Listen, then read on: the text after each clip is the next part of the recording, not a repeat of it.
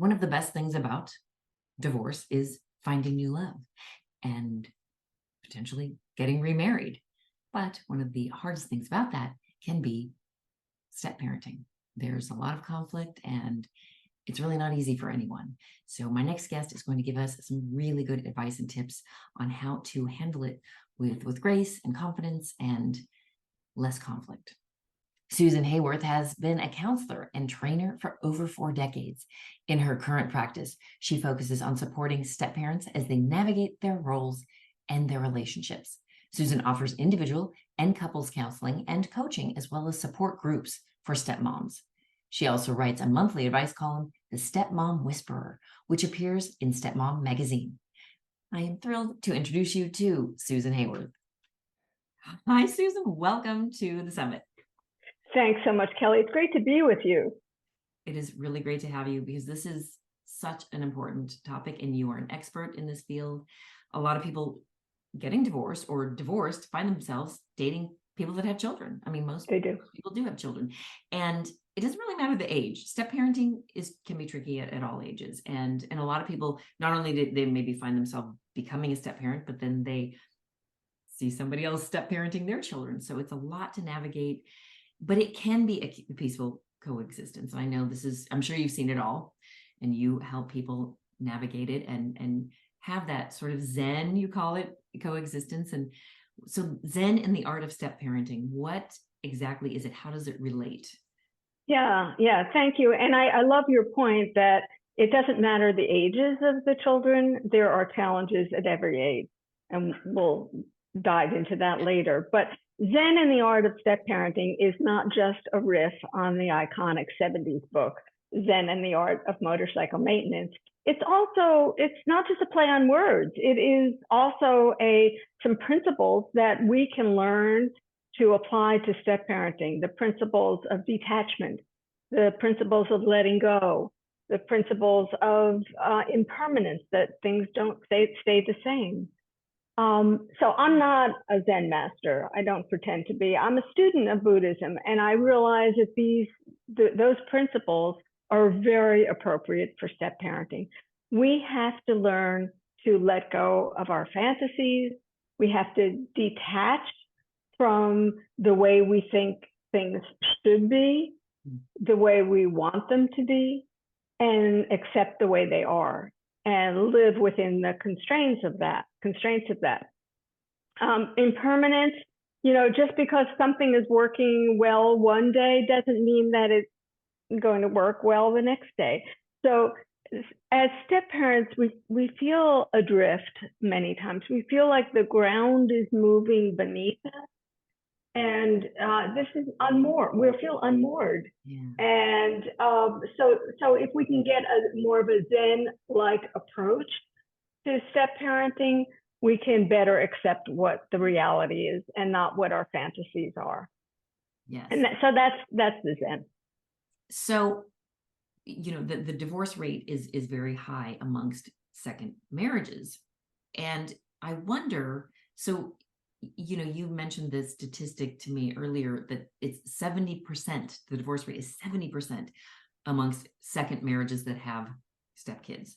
So I'm wondering if most of the second marriages that are, end in divorce are because of the step parenting. It is. That is true. And the other phenomenon about second families is that very often people will live together before they get legally married, or if they may not get legally married, and that's at a higher rate than that occurs in first families. Mm-hmm. So that's why it's estimated to be 70%, because it's a little easier to let go of a relationship when there aren't legal entanglements. But it is very, very high, and always has been. I've been at this for 27 years. I've been a step parent for 27 years. And I remember learning that statistic early on. Now, it didn't scare me for whatever reason, because I thought, I can do this, no problem, it's a challenge. But it is very high in second families because of all the stressors of merging families together, of living with someone else's kids, which is no picnic, even in the best of circumstances. And co-parenting, oh my gosh, that involves a lot. In a first family, we don't have that. You know, the first family, we have some autonomy, we have privacy, we're afforded that by the society at large. And in second families, that those rules don't apply. Those privacy, the boundaries aren't there.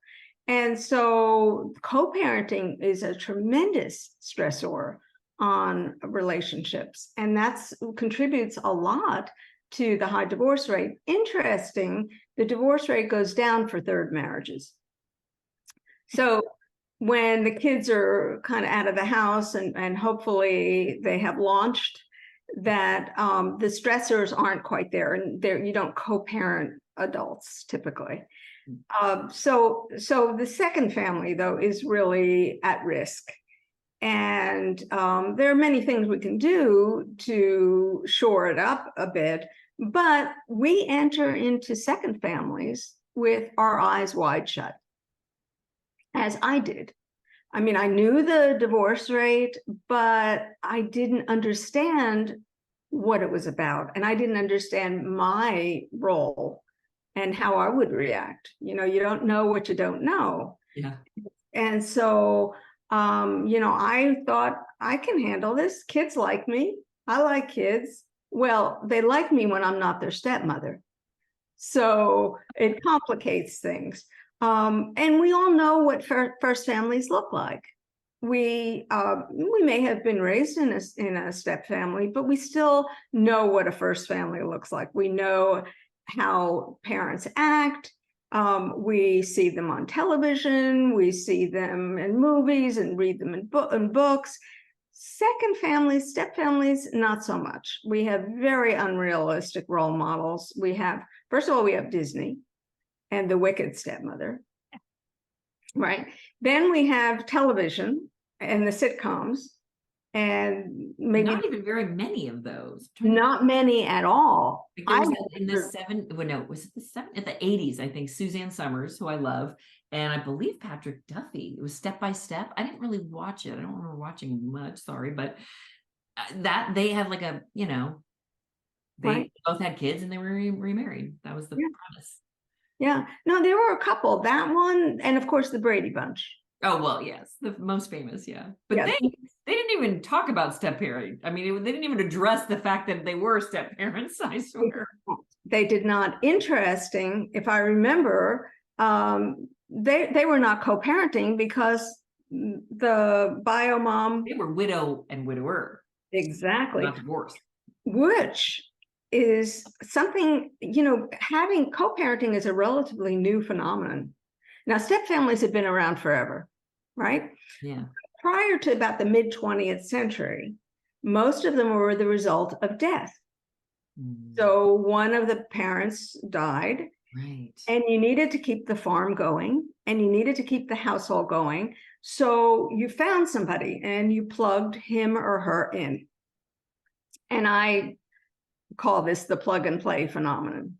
But modern families are not plug and play devices. So when step families started forming more because of divorce, that's when things got complicated. And they, you know, I write for Stepmom magazine, and our tagline is, even when it's good, it's complicated, which is true. So now we've got another person to deal with, the co-parent. So that complicates things even more. We've got someone who may not like us. We've got someone we may not like.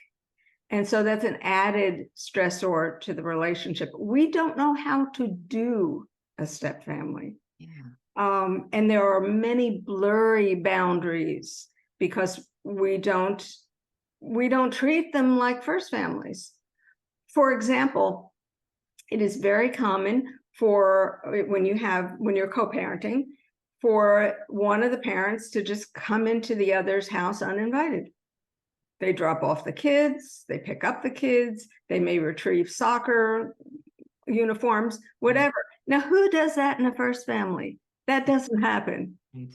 but it happens regularly for second families. So those blurry boundaries.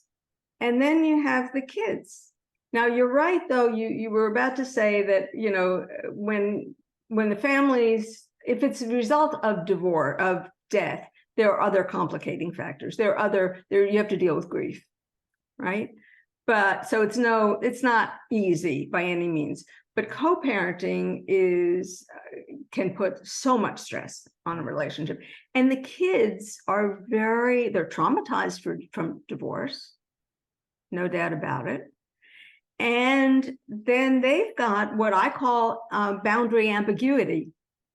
So they're going to one house 1 week, another house another week. Maybe it's 3 days and 4 days. You know, it's all kinds of crazy arrangements, right, for custody. And they don't know whose family is high priority, but the first family usually, you know, the bio parent usually has the higher ranking. So some of them turn into spies, the kids. They report back what they've seen, what they've heard, new purchases, vacation plans. And it can feel, as a step parent, that you're under surveillance in your own home. So it's pretty uncomfortable. So all of that contributes to the very high divorce rate. And it's such a hit to one's self-esteem. This is especially true for stepmoms. Yeah. We make a lot of allowances for stepdads. You know, I jokingly say, if they show up occasionally, we're good. You know, if they're breathing in and out, we're good. But stepmoms, the expectations are different. Yeah. Society expects us to be nurturers. We're often given a lot of responsibilities without any authority. Oh, yeah. Decisions are made without our input. So we wind up feeling like au pairs or Right. nanny. Oh, and that doesn't feel so great. It's a big hit to our self-esteem. Right. And there's so many landmines and so many things to consider. So what are some tips and steps to make things more copacetic, to make it easier for the step parent, the other parent, because it's not easy to see your kids, you know, well, now they're going to live with some other man or woman half the time or what have you, and also easier for the kids, which is the most important thing. Absolutely. There are just so many things we can do. That's good. We often don't do these things, sometimes because we don't think about it, but sometimes because we feel like if we talk about these issues, we're going to jinx it. Right. Yeah. You know, well, really, that's not the truth. Communication is the key in so many things. Yeah, exactly. So when we talk about it and when we fight about it, that'll jinx it. But there are, so what can people do to yeah. So the first thing is to recognize your own fantasies and your own expectations. What do you think? What is it that you think life is going to be like? For me, I thought, well, we'll have problems, but we'll solve them in 30 minutes or less, because that's what happened on the sitcoms. The sitcoms, yes. Right. And that we'll laugh hilariously about our problems. That didn't happen either. So, but talking openly with your partner about what your fantasies are and what the other person's fantasies are, and expectations, really important. I have worked with, I work a lot with stepmoms. I do couples work too, but often, very often, the stepmoms are the first to contact me. Not always, but very often. And what I hear a lot is that the bio dad, their partner, thinks that they're going to love their kids the way that they do. And it just doesn't work that way. You know, love isn't a spigot. You just don't turn it on and off just because, you know, love me, love my partner, and love my children. It doesn't work that way. So, and often you're not going to ever love somebody's kids the way you love your own. So that shouldn't be an expectation. Mutual respect should be an expectation, however. And that requires something more of the family to establish some rules and new rules and new protocols. But talking about all these things, talking about what your expectations are, and what you want to do about finances. Oh my gosh, money is such a flashpoint for a step parent. That's We may want to indulge our own kids, but when our hard-earned money is spent indulging somebody else's kids, that doesn't feel so great. And truthfully, that's, we have Disney parents, we have Disney dads, they're the most notorious, and they, like to indulge the kids. Sometimes it's really fueled by guilt over the divorce. I know some Disney moms. I know some dads who are on the other side of it, dealing with their ex being a Disney mom. It's no picnic. Exactly. Disney moms are more and more prevalent now than they used to be. So we can't treat trauma with permissiveness and indulgences. It just doesn't work. So it's hard to witness that. It's hard to witness it. It's also hard to contribute to it. So talk about how you're going to deal with money. Are you going to merge finances? Are you going to commingle your finances?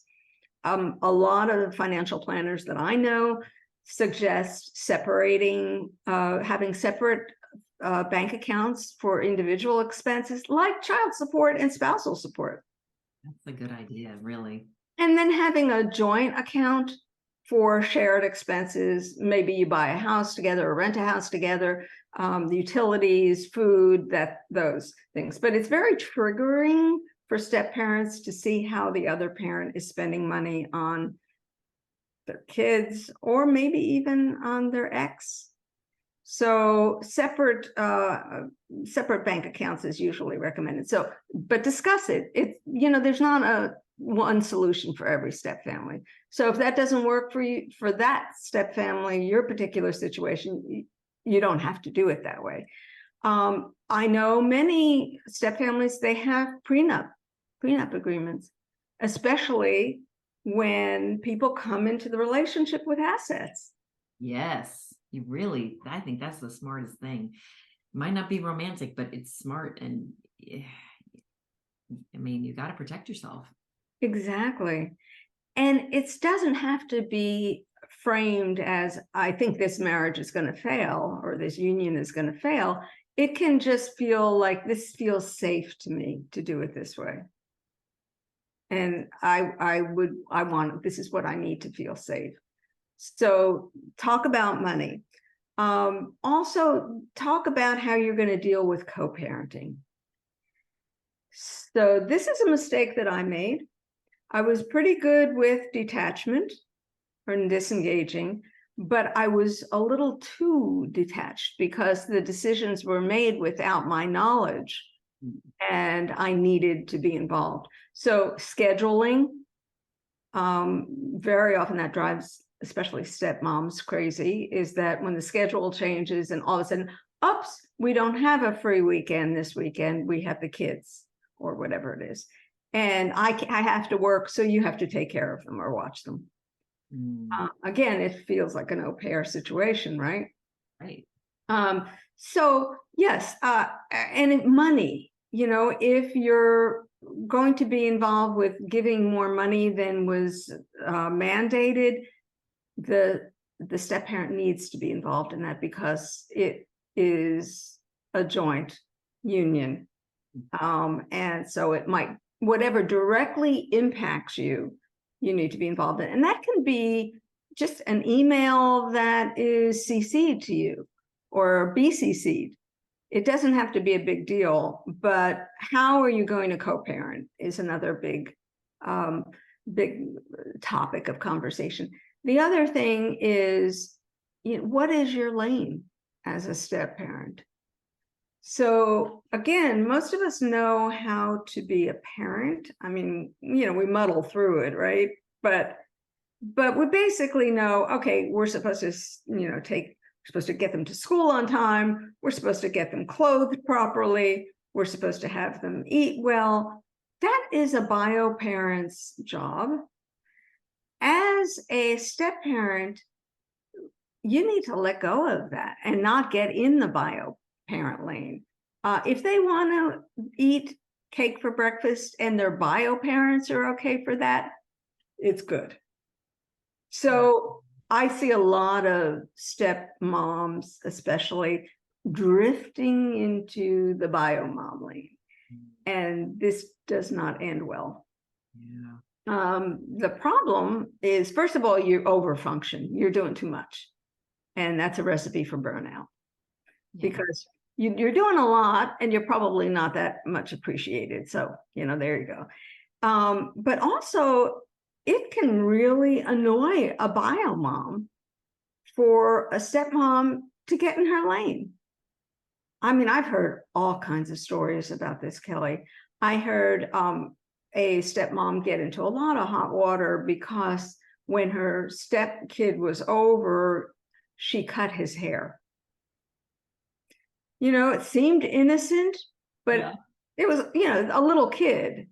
Yeah. So that is a bio mom's lane, or bio parents' lane. A step parent I know got into a lot of trouble because she sent vitamins home with the kid. And the message is to the bio mom is that you're not doing this right. I know what's best for your kid. I got the vitamin thing handled. Boy. And it's triggering for a bio mom. It would be for me. I'm a stepmom, I'm a bio mom, and my daughter has a stepmom. So I see it from all angles. And then one that I think is obvious, but I'll say it, that it was crossing over into the lane. One of my stepmoms, she, out of the goodness of her heart, she saw that her stepdaughter was struggling one morning. She dropped her off at school and called the school counselor and said, I think she needs some help. She's struggling, blah, blah, blah. The school counselor, of course, called the child in, spoke with her, and then the child reported back to the bio mom that this is what happened. Now, I couldn't believe it when I heard it, because it was so obviously a bio mom. She was in that bio mom lane, but she didn't see it that way, and she learned the hard way. Everybody was really mad at her.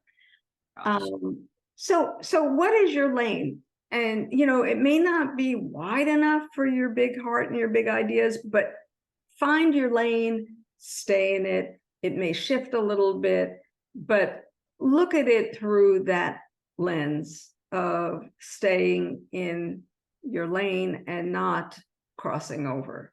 And so that's an ongoing process too. Yeah.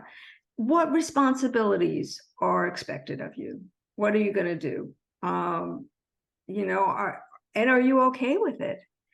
And I know that sometimes people sign up for something and then they change their mind, which is okay. Yeah. You can renegotiate.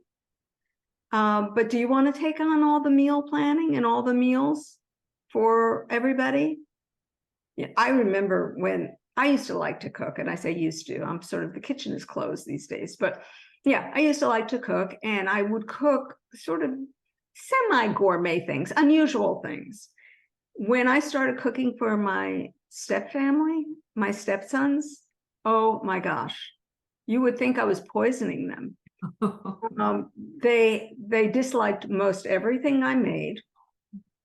And I didn't luckily get into trying harder and harder. What I decided to do is that maybe cooking was not going to work for these kids. And so I took that ball and gave it back to their dad. I said, this doesn't work for me. They don't like my cooking. I don't like it when people don't like my cooking. So you take over. And if it's hamburger helper, so right. Yeah. So yeah, what responsibilities are okay with you? As I said, we're not plug and play devices. We're not, we don't just like take over for what was missing. And a lot of times, we're trying to recreate a family maybe that we never had. Yeah. And that's sad, but it needs to be recognized. Right. And all of these things need to be discussed. They need to be talked about.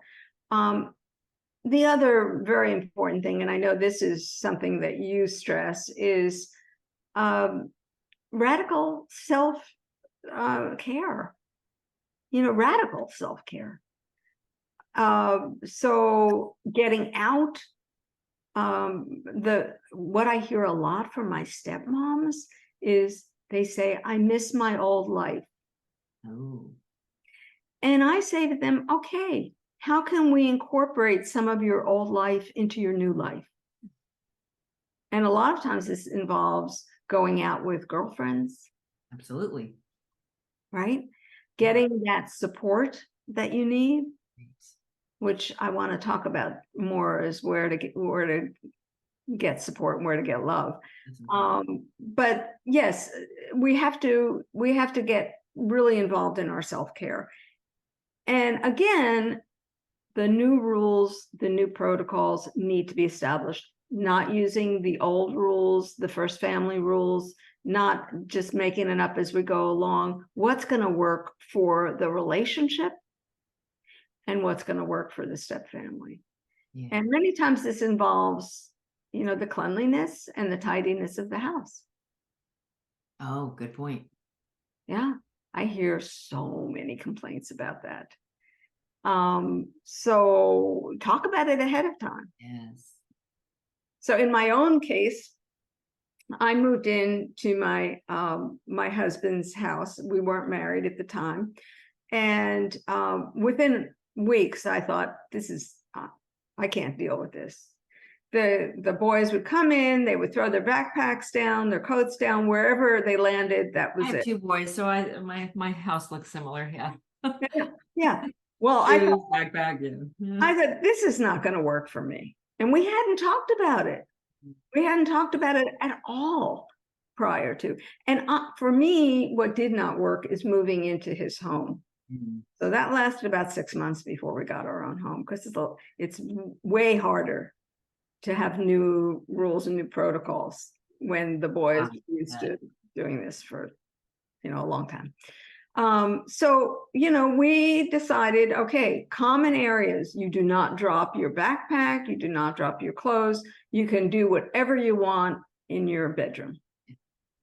And I never went into those bedrooms. I made my husband. I try to stay out of my kids' bedrooms too. Exactly. And they're my own kids, not my stepkids, but yeah. Yeah, yeah. Well, I always say, doors are a stepmom's best friend. Just close those doors. But the common areas, the kitchen, the living room, the dining room, all of those common areas, you need to have established protocols for how you treat those. And that's part of respect. Absolutely. And that's within the step parents lane. It's your home. It's a common thing. Now, some kind of discipline, okay, that might be out of the lane, but you can have ground rules that everybody is supposed to follow. You got it. You got it. Yes. And discipline is you leave that up to the bio parent. Yep. Even if you don't like it. Exactly. And I know of some situations where the bio parent didn't want to discipline, so it was like a hot potato. Here, I don't want it. You take it. Oh, wow. Unfair. Yeah. Unfair. Man. Yes. You be the bad guy. You be the bad cop. Ooh, exactly. Ooh. Exactly. And that just reinforces that evil stepmom thing going. Yeah.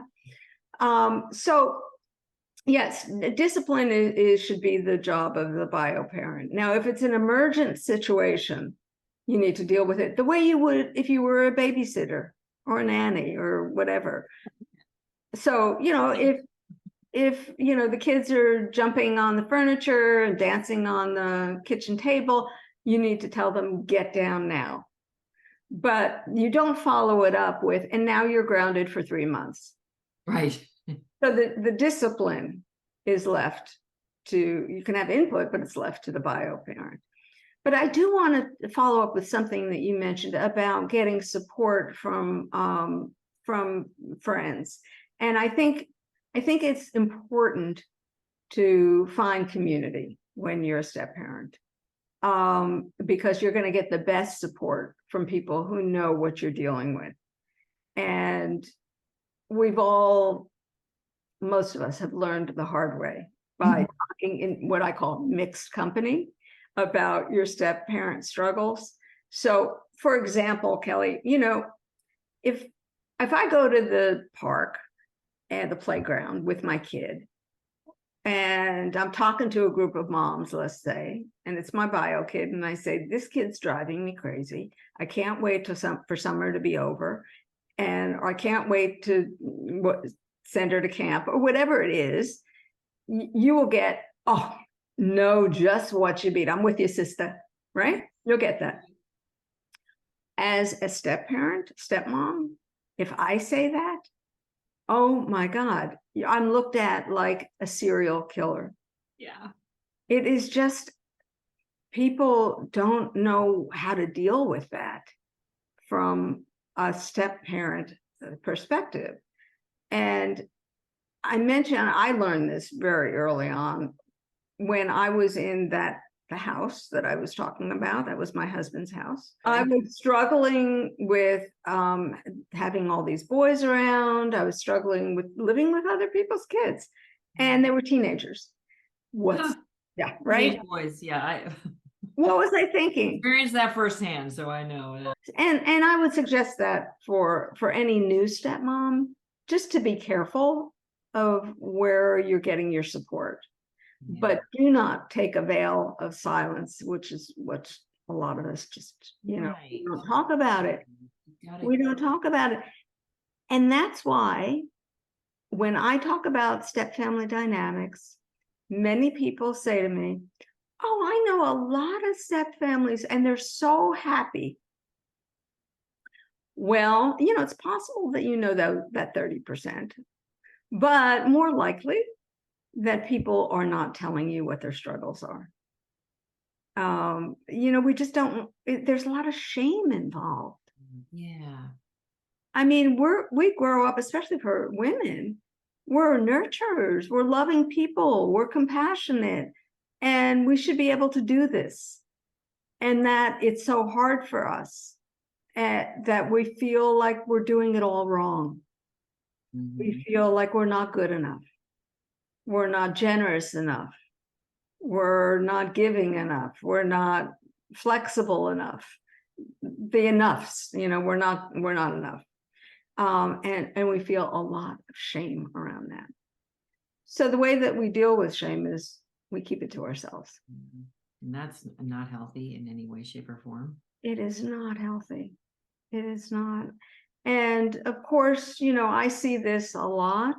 I see stepmoms and some stepdads too struggling, and not wanting to. It takes a lot for them to admit it.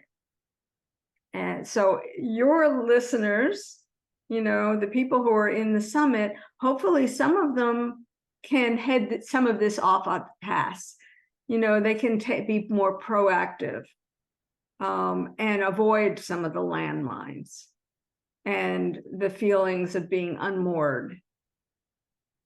It's not easy, but it doesn't have to end in divorce. It doesn't have to end in separation. And I am very hopeful. I mean, you and I, would not be in the business of helping people if we weren't hopeful.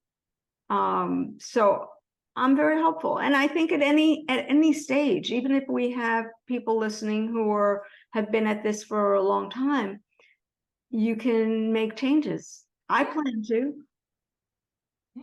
Yeah. And you can right the ship, so to speak. One of my earliest clients had been a stepmom for 20 years. Oh. Things were working until they weren't. and they hit a very rough patch in the pavement.